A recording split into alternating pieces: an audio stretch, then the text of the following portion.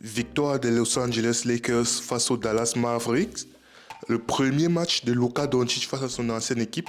Luka Doncic a performé, Luka Doncic a explosé les Mavs pour son premier match, son premier retour, son affrontement contre le GM, J. Harrison, celui qui lui a trahi, celui qui lui a donné un coup de dans le dos, en traite, celui qui a vendu Luka, qui a vendu l'enfant prodige. Luka a montré sa magie aujourd'hui. Luka qui, dans une victoire des Lakers spectaculaire, sort de ce match avec un triple-double, s'il vous plaît.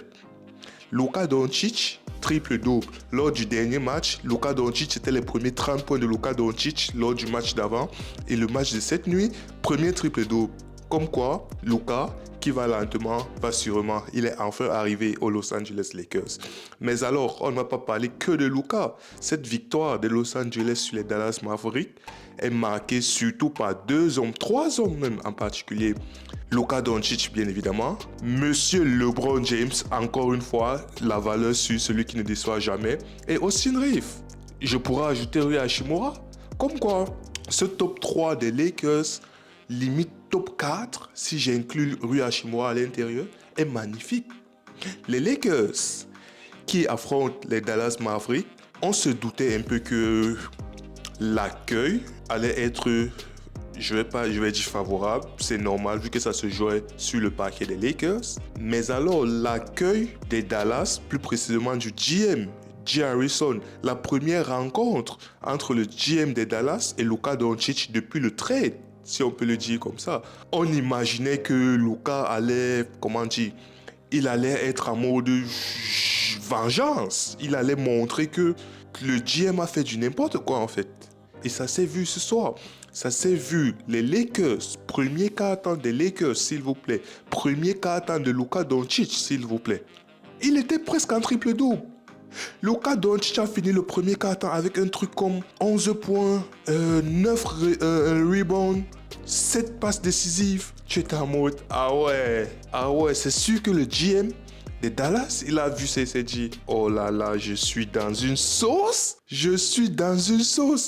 Quand les fans des Mavs, ils voient ça, ça les rappelle à quel point la décision de trader Luka Doncic était vraiment, pour l'instant, c'est une des, on va dire, pire décisions de l'histoire. C'est vrai, tu reçois Max Christie, c'est vrai, tu reçois Anthony Davis. Mais Luka, c'est un joueur qui arrive une fois tous les, 20 ans, 15 ans. Et tu le traites comme ça. Bref, revenons sur le match. Un match aux allures de vengeance, comme je l'ai dit, notamment de la part de Luka Doncic et des Lakers. Les Lakers qui savent qu'ils ont un calendrier extrêmement difficile, n'avaient pas le droit de perdre. Surtout perdre face à une équipe de Dallas qui n'a ni Anthony Davis, ni Daniel Gafford, ni Lively, qui était vraiment à sec à l'intérieur. C'est vrai, les Lakers n'ont pas un pivot dominant. C'est vrai, les Lakers, il y a encore ce problème-là. Il manque encore 2-3 pièces pour que le roster soit vraiment compétitif comme on le voudrait. Mais ceci n'exclut pas le fait que la défaite ce soir était quasi intolérable. C'était la victoire ou rien en fait. Et les Lakers ont performé. Les Lakers, c'est vrai, ils ont entamé le match extrêmement fort. On peut dire, c'est d'une part dû au fait que la défense au périmètre était exceptionnelle. On a éteint, du moins dans le premier quart-temps, on a éteint les Mavs au périmètre. Ils ne réussissaient pas à mettre un shoot. Ils ne réussissaient à rien rentrer. La domination des Lakers était totale, bien que le score était légèrement serré, parce que dans la NBA d'aujourd'hui, 10 points, on dit c'est légèrement serré. Pourquoi 3 points et c'est 1 point. Donc, vu on dit quoi, vu la quintessence des 3 points à NBA aujourd'hui, un truc de une avance de 10 points, ce n'est rien. Mais bon, les Lakers qui ont bien entamé le premier quart-temps, les Lakers qui étaient solides du point de vue de Luka Doncic, du point de vue de Austin Reeves, du point de vue de LeBron James, comme d'habitude, les Lakers solides, en termes de match très sérieuse des Lakers. Une deuxième mi-temps un deuxième quart-temps, qui a commencé à se décanter. Je vais dire, les Dallas, ils se sont adaptés. C'est ça que je vais dire. Parce que c'est pas comme si les Lakers ont moins bien défendu au deuxième quart-temps, mais Dallas s'est adapté. Ils ont commencé à mettre des shoots. Kyrie Irving, monsieur Kyrie Irving, il a porté. Du côté des Mavs, il y a deux personnes qui me viennent à l'esprit. Kyrie Irving. Kyrie Irving, il a porté cette équipe des Mavs du début jusqu'à la fin. Et monsieur Klay Thompson. Klay Thompson s'est enflammé au quatrième quart-temps. Bref, je vais revenir, je ne vais pas sauter. Comme je l'ai dit, première mi-temps assez intéressante. Premier quart-temps, les Lakers, domination totale. Deuxième quart-temps, ça s'était un peu équilibré. Les Mavs sont revenus. Je crois, on est parti à la mi-temps. C'était presque, si ce n'est égalité. Non, les Lakers, ils menaient de quoi? 1 point à la mi-temps. Alors que c'était une première mi-temps qui avait très bien commencé du côté des Lakers, mais l'engouement est très vite retombé et les Mavs ont pu revenir au score. Le troisième quart-temps, c'est le truc qui me déplaît depuis des saisons déjà avec les Lakers. Non seulement on entame très mal nos troisième quart-temps et on gère très mal nos troisième quart-temps. C'est-à-dire, si on joue une équipe sérieuse et qu'à la mi-temps, on n'a pas creusé l'écart d'au moins 12, 13, 14, 15 points, il se peut que de troisième quart-temps, l'équipe adverse, l'équipe d'en face, fasse son comeback. Il se peut que l'équipe d'en face puisse rattraper les Lakers au troisième quart-temps. C'est ça, c'est notre point faible. Je n'arrive pas à comprendre ce qui se passe. Je ne sais pas si le retour des vestiaires fait en sorte qu'on soit moins impliqué, le retour des vestiaires fait en sorte qu'on soit moins sérieux, le retour des vestiaires fait en sorte qu'on soit moins concentré. Je ne sais pas. Mais on se prend des valises dans le troisième quart-temps. À un moment donné, je crois qu'on s'est pris un 15-0, on s'est pris un truc comme 16, 17, 18, 2, 18, 3, 4. On n'arrivait pas à mettre un shoot. Les 3 points qui entraient en première mi-temps, notamment au premier quart-temps, ça n'entrait plus. Au périmètre, c'était compliqué. Les drives, c'était compliqué. Les turnovers sur turnovers, ça montre à quel point l'équipe n'est plus autant concentrée qu'avant. Ça montre à quel point l'équipe est atteinte. Heureusement pour nous, malgré malgré le creux, malgré l'absence des points, malgré la phase de vide qu'on a traversée, on a quand même réussi à maintenir les Dallas Mavericks à limite moins d'1 point ou à égalité. Dallas, si je me rappelle bien, Dallas n'a quasiment presque jamais mené dans ce match. Le mieux qu'ils ont fait, c'était égaliser. Ils ont égalisé. Le mieux qu'ils ont fait, c'est soit ils reviennent à -1, soit ils égalisent. Mais passer devant, c'était compliqué. Pourquoi? Parce que même dans notre désert de points, on réussissait quand même à trouver cette petite étincelle-là qui fait en sorte qu'ils ne nous passent pas devant. Maintenant, le quatrième quart-temps, je vais d'abord saluer les Dallas. Je vais saluer M. Klay Thompson. Je vais saluer M. Kyrie Irving.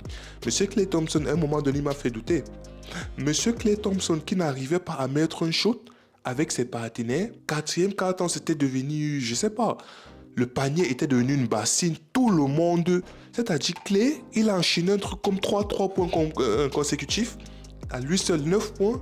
Les lay-ups, j'étais en mode, mais attendez, Klay, en l'espace de 2-3 minutes, il nous a mis un 11 points. En sachant que Kyrie Irving, lorsque les Dallas n'arrivent pas à mettre un shot, qui est là pour compenser? Qui est là pour crever l'abcès? Monsieur Kyrie Irving, il te met des shoots incroyables.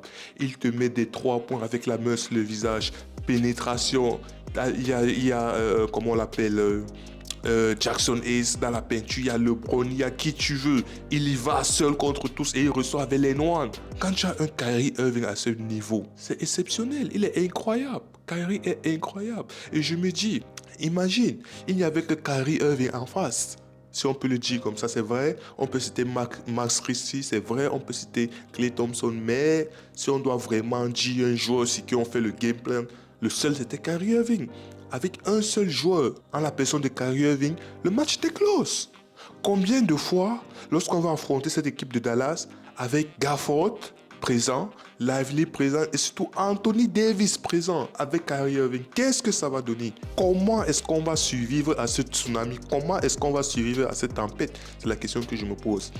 Mais bon, le quatrième quart-temps, lorsque les choses devenaient difficiles, un homme, comme quoi c'est le meilleur joueur de cette équipe, je le dis et je le redis encore une fois, l'un des top 10 de la ligue, pour certains top 5 de la ligue actuellement, Monsieur LeBron James. Le quatrième quart-temps de Monsieur LeBron James. Je vous rappelle, premier quart-temps, il a fini à 7 points. Deuxième quart-temps, il a mis 2 points. Troisième quart-temps, il a mis 2 points. Ce qui veut dire, à l'entame du quatrième quart-temps, Monsieur LeBron James était à 11 points en 3 quarts-temps. Au quatrième quart-temps, il a mis 14 points. Au quatrième quart-temps, Monsieur LeBron James l'a tout fait. Pénétration, mid-range, 3 points, 3 points. Peu importe, Monsieur LeBron, défensivement, il était là. Offensivement, il était là. Au playmaking, il était là. Les lobes, il était là. À 3 points, il était là. Au mid-range, il était là. Mais Monsieur LeBron James, c'est exceptionnel. Il a 40 ans. Il a 40 ans, ce monsieur. Il y a une passe que Austin Reeves a fait de sa moitié du terrain à LeBron James qui est en train de courir vers le panier. En one motion, un mouvement, un alley-oop. Il a sauté, changé de main, fini avec un lay-up incroyable. Tout ça, mythe. Il était en l'air. Le mec, il a 40 ans. Il a 40 ans. Il joue comme s'il avait 25 ans. Mais je sais pas ce que vous attendez. Il est clutch. Il porte son équipe. 40 ans défensivement, ce n'est pas une valeur négligeable. Quand il le veut, quand il décide de défendre, il défend. C'est compliqué. Playmaking, il est fort. Shooting, il est fort.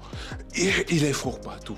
Monsieur Luka Doncic, quand tu as un playmaker, tu as deux playmakers du nom de Luka Doncic et LeBron James dans la même équipe. Mais les role players, ils doivent rigoler. Les role players, ils doivent, je sais pas, ils vivent leur best life. À tout moment, ils ont les chutes ouvertes. Il y a une passe que Luka Doncic en pénétration, il a attiré toute la défense sous le panier. Mais la passe, le kick-out pour Austin Reeves, le kick-out, la perfection de la passe qui arrive dans le bon timing, dans la bonne zone. Austin Reeves qui catch and shoot, tue un 3 à 3. Il met le panier. Mais cette passe exceptionnelle. Non, c'est Lakers, franchement. C'est vrai, comme je le dis, c'est vrai. C'est vrai, à l'intérieur, c'est compliqué. C'est extrêmement compliqué, mais c'est une victoire collective. L'équipe défend de manière collective. L'équipe attaque de manière collective. Quand tu te dis tu as Luka Doncic et LeBron James dans la même équipe, tu te dis il n'y a qu'un seul ballon. En sachant que tu ajoutes Austin Reeves à cela, tu te dis il n'y a qu'un seul ballon, il n'y a qu'une seule balle. Ils vont faire comment pour se partager la balle. Mais presque tout le monde arrive à croquer. Tu regardes le box score. Lorsque tu regardes le box score, il y a un truc qui me paraît symbolique. Tu vois Rui Hachimura, 19 points, 15 points. LeBron James, 27 points. Austin Reeves, 20 points. Luka Doncic, 20 points. Jared Vanderbilt, 8 points. Mais monsieur Jared Vanderbilt, j'oubliais. On en parle de ce monsieur. Ce qu'on attend de Jared Vanderbilt, c'est la défense. Et qu'est-ce qu'il est fort défensivement. Qu'est-ce qu'il emmerde. Qu'est-ce qu'il fait souffrir les attaquants adverses. Il est tout le temps dans tes pattes. Il te chasse depuis ta moitié du terrain jusqu'à la moitié adverse. Il est là, il te colle. On dirait, à lui seul, c'est un double team. À lui seul, c'est un double team permanent. La pression défensive qu'il te met. Oh, il a des longs bras. Il est grand. Il défend sur tout le monde. Il est agile. Il est mobile. Il fait... Waouh. Après ça, je te dis, ok, défensivement, top player. Offensivement, ça va. Il peut rester dans son corner, même s'il ne shoot pas ou bien shoot une seule fois par match, ça va, il n'y a pas de souci. Il shoot, il rate, ça va, il n'y a pas de problème. Défensivement, il te le rend.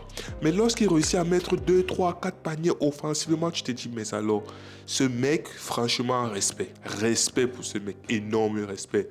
Bref, les Lakers qui l'emportent face à une vaillante équipe de Dallas. On doit le rappeler, il n'y avait pas Anthony Davis, il n'y avait pas Derek Lively, il n'y avait pas Daniel Gafford. Kyrie Irving était seul, abandonné à lui-même avec une aide minimale de Klay Thompson, une aide minimale de Max Christie, mais bon, c'était beaucoup trop limité. Malgré cela, on a eu un match très pertinent, très intéressant, c'est un des matchs les plus, je vais dire, excitants parce que c'était du mano à mano, c'était du back-to-back, on se rendait coup par coup, point par point. Ils mettent un 3 points, on part derrière, on essaye de mettre un 3 points. Ils mettent un 2 points, on essaye de mettre un 2 points. Bref, c'était un match, il n'y avait pas de temps faible, si je peux le dire, c'était tout le temps.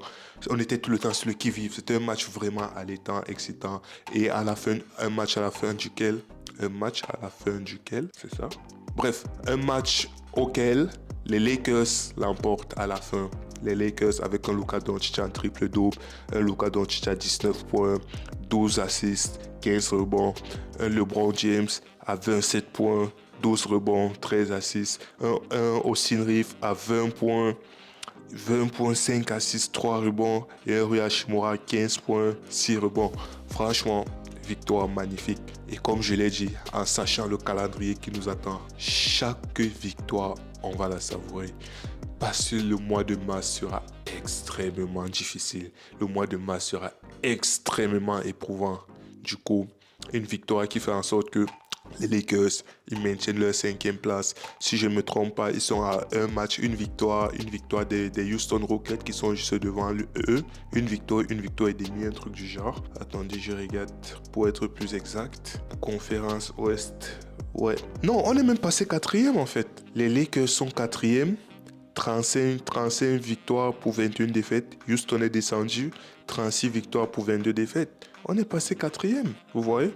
Donc vraiment, ça promet. J'espère vraiment qu'on va survivre à ce mois de mars. Je l'espère, qu'on va finir au moins ça entre la 4e et la 5e place. Vu le calendrier qui nous attend, ça risque d'être décisif pour notre fin de saison.